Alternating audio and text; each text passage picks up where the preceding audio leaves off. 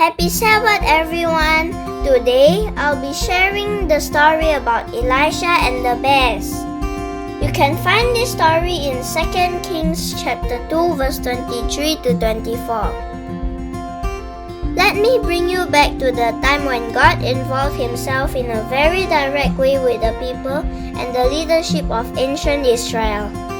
He chooses special individuals called prophets to bring people back to him.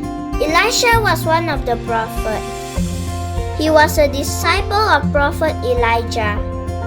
After Elijah was taken up to heaven in a chariot of fire, Elisha was appointed to be the prophet in his place. From that time to his death, he was a very good servant of the Lord. He did many powerful miracles by the power of God. He gets messages from God and tries to get the people of Israel to follow God.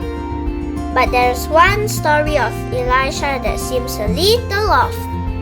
The story goes like this. In the days of Elisha, there are many false gods that people worship. And one of the false gods is called Baal. People thought Baal was in charge of the weather, so when they wanted rain for their crops, they would offer sacrifices to him.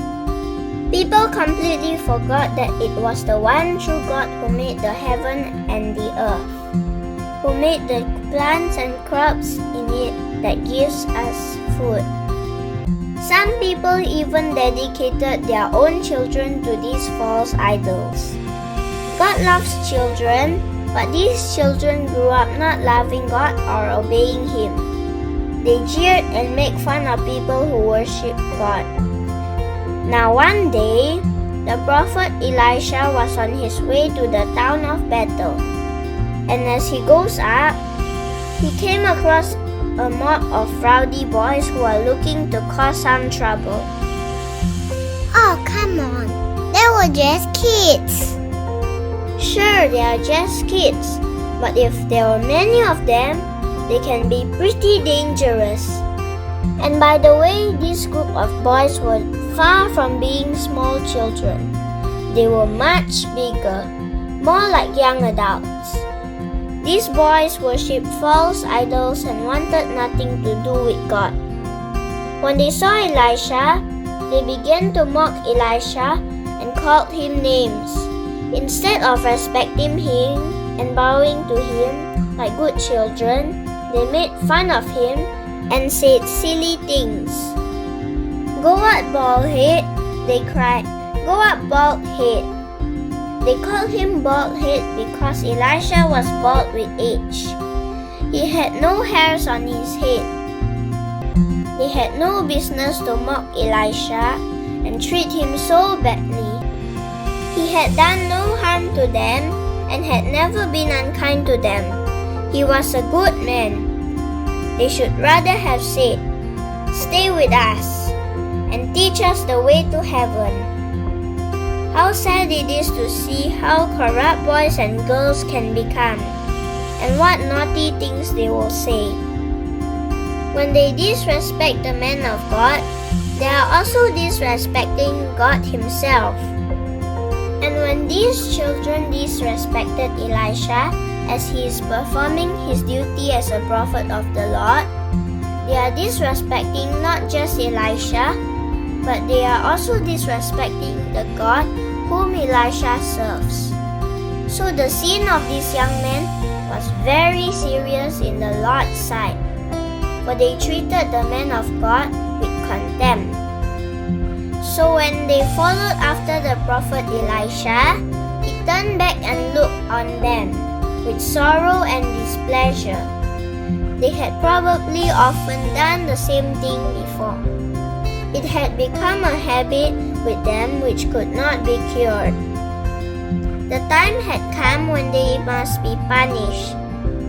Then Elisha cursed them in the name of the Lord, firmly and faithfully, but in sorrow. And you know what happened as soon as Elisha had spoken? 2 female bears came out of the nearby woods and tore up the 42 young men. Suddenly, the mocking ceased and laughter turned to screams of terror as the boys fled for their lives. Meanwhile, Elisha continued on his journey and went on to Mount Carmel.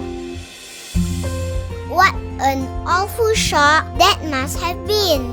How dreadfully frightened these children must have felt.